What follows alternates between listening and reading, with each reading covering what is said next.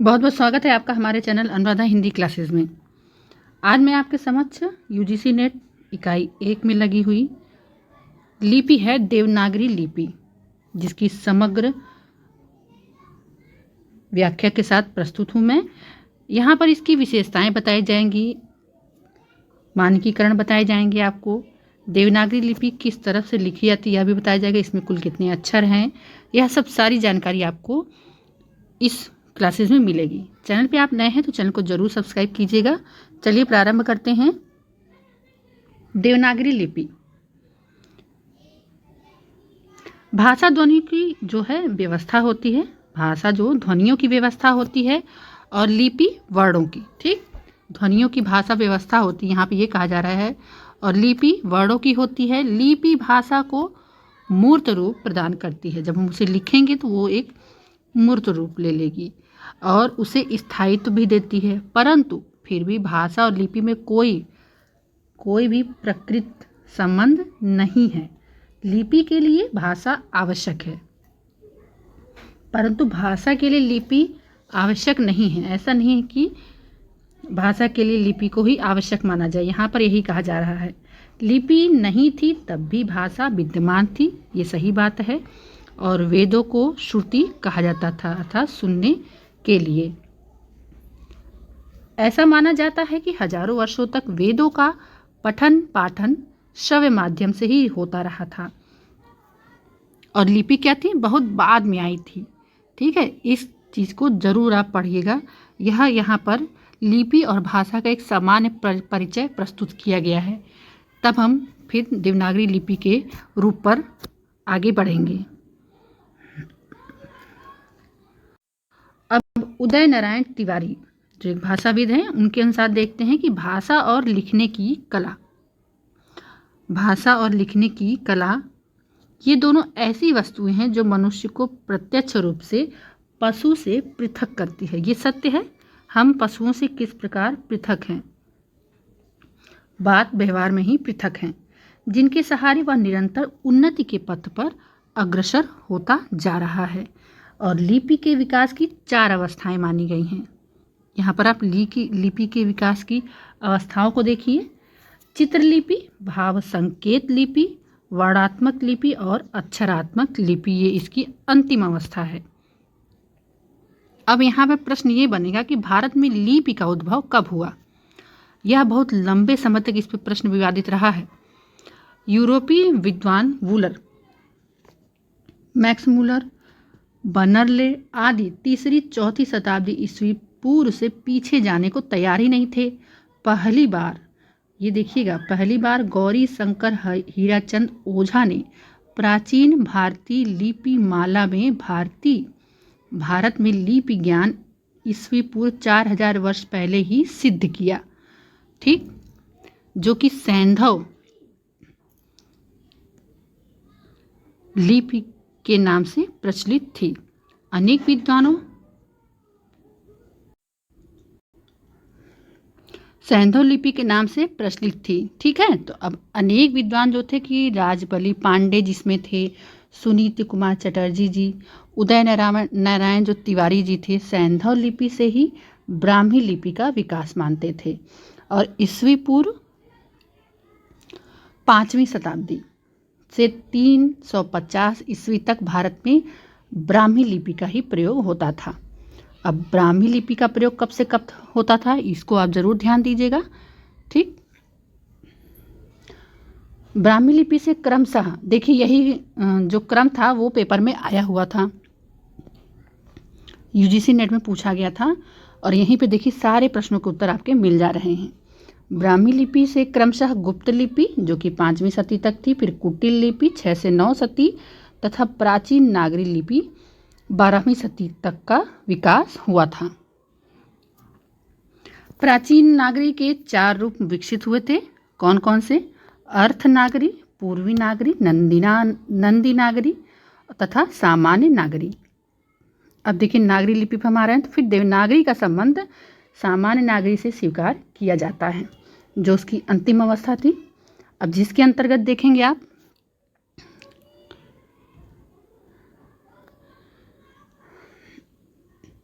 केथी, बंगला, उड़िया, मैथिली, असमिया, राजस्थानी, महाराष्ट्री, महाजनी, गुजराती आदि लिपियों भी प्राचीन नागरिक के विभिन्न रूपों में विकसित है। ठीक है, विभिन्न रूपों से विकसित हैं।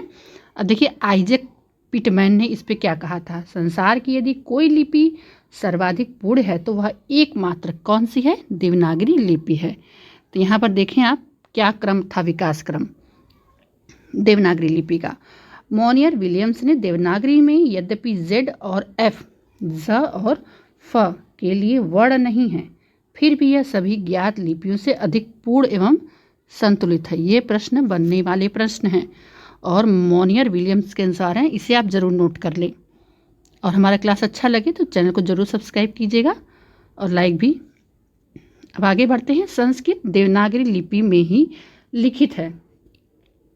हिंदी ने भी उस लिपि को स्वीकार किया है। इसमें ध्वनि, प्रतीकों, स्वर और व्यंजन का क्रम वैज्ञानिक है। ठीक, क्या है वैज्ञानिक क्रम है, ये ध्यान रखिएगा। प्रश्न बन सकता है कौन सा क्रम है, तो वैज्ञानिक क्रम है, इसे हमें याद रखना है। ह्रस्व और दीर्घ स्वरों के लिए अलग अलग मात्राएं निश्चित की गई हैं। इनके साथ ही अल्प प्राण, महाप्राण ध्वनियों के लिए भी अलग अलग लिपि चिन्ह निर्धारित हैं। देवनागरी में अंकों का स्वरूप 1, 2, 3, 4, 5, 6, 7, 8, 9, 10 निर्धारित हैं।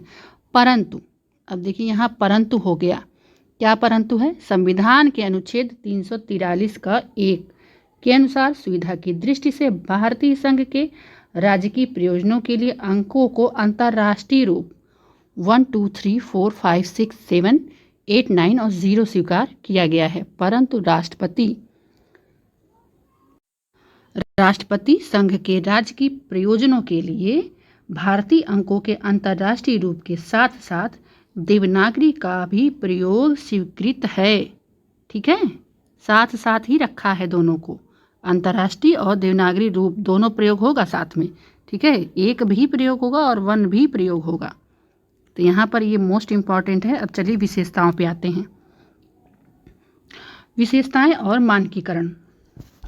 देवनागरी में प्रत्येक ध्वनि के लिए अलग अलग लिपि चिन्ह निर्धारित हैं। देवनागरी में प्रत्येक अक्षर का उच्चारण होता है। रोमन लिपि की तरह अनुच्चरित अक्षर नहीं लिखा जाता है। रोमन लिपि नहीं अनुच्चरित होती है। ठीक, देवनागरी लिपि में किसी भी लिपि चिन्ह से 2 या 2 से अधिक ध्वनियों का उच्चारण नहीं किया जा सकता। देवनागरी लिपि को शीघ्रता के साथ लिखा जा सकता है। ठीक, ये सत्य है, हम लोग देवनागरी लिपि को शीघ्रता के साथ ही लिखते हैं। जैसे अब देख लीजिए,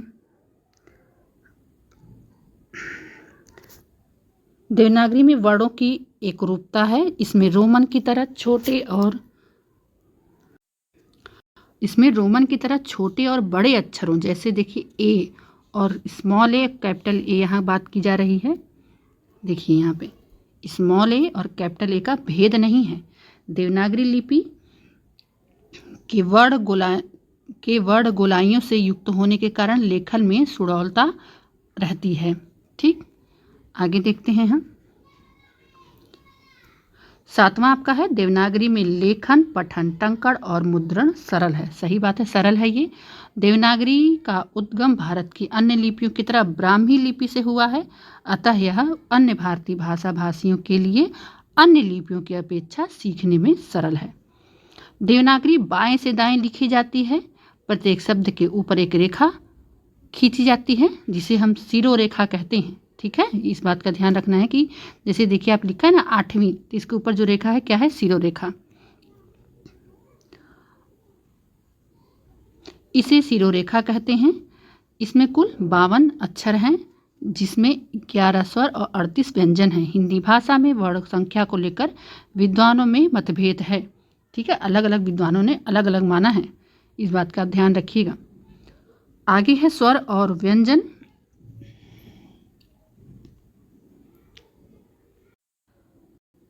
आगे देखते हैं ये टाइप मिस्टेक है। देवनागरी लिपि का उद्भव 8वीं 9वीं शताब्दी के आसपास कुटिल लिपि से हुआ था। ठीक है, यहाँ पूरा एकदम सही बता दिया गया है, कुटिल लिपि से देवनागरी लिपि बनी है। अब डॉक्टर जो है द्वारिका प्रसाद सक्सेना के अनुसार सर्वप्रथम देवनागरी लिपि का प्रयोग गुजरात के नरेश जयभट्ट, ठीक, जो कि 700 से 800 ईस्वी के शिलालेख में मिलता है। 758 के राष्ट्रकूट राजा दंती दुर्ग का देवनागरी में ताम्रपट मिलता है, ठीक, ताम्रपट इनका मिलता है। शिलाहार वंश के गंडरादित्य के उत्कीर्ण लेख की लिपि देवनागरी लिपि है। इसका समय 11वीं शताब्दी है। और चोल राजा जो राजेंद्र के सिक्के पर भी देवनागरी लिपि अंकित है। अब हिंदी लिपि अत्यंत वैज्ञानिक तथा मानक मानी जाती है, तथापि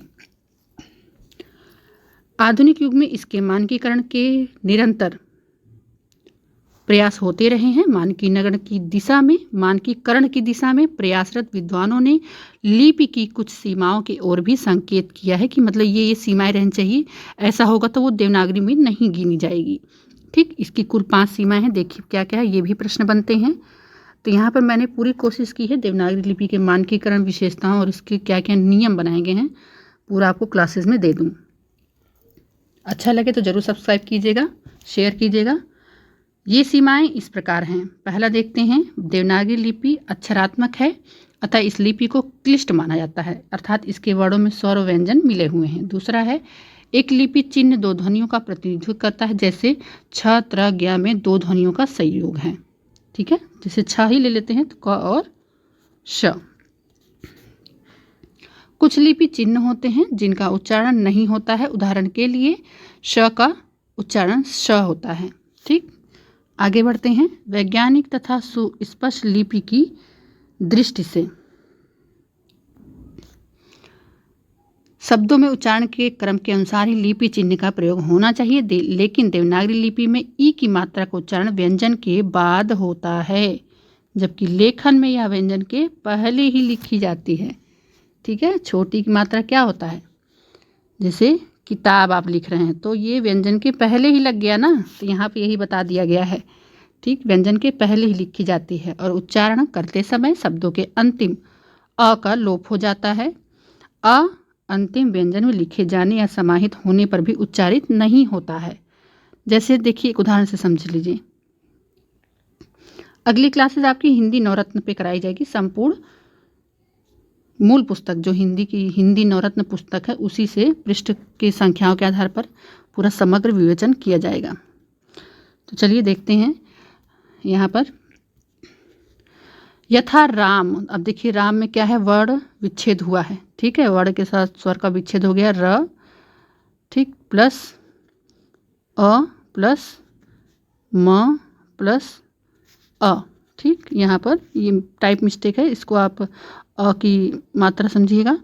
तो उच्चारण में क्या हो जाता है, रा प्लस अ प्लस म होता है, लेकिन लेखन में राम ही लिखा जाता है, ठीक, लेखन में राम ही लिखा जाता है, अर्थात जो म के अंत में अ उच्चारित हो रहा है वो नहीं लिखा जा रहा है, ठीक है। इस प्रकार से यहाँ पर देवनागरी लिपि की समस्त विशेषताएं, उसका विकास क्रम क्या रहा, यह आपको इस संपूर्ण क्लासेस में प्राप्त कराई गई हैं। अच्छा लगे तो ज़रूर लाइक करें, सब्सक्राइब करें चैनल को। मिलते हैं नेक्स्ट क्लास में। अभी हमारे क्लासेस में अमीर खुसरो की पहेलियाँ चल रही हैं, नेक्स्ट क्लास उसकी भी रहेगी, और हिंदी नवरत्न का समग्र विवरण रहेगा कवियों के बारे में, और क्या क्या मिस्र बंधुओं ने कहा है यह भी हम समग्र देखेंगे। बहुत बहुत धन्यवाद।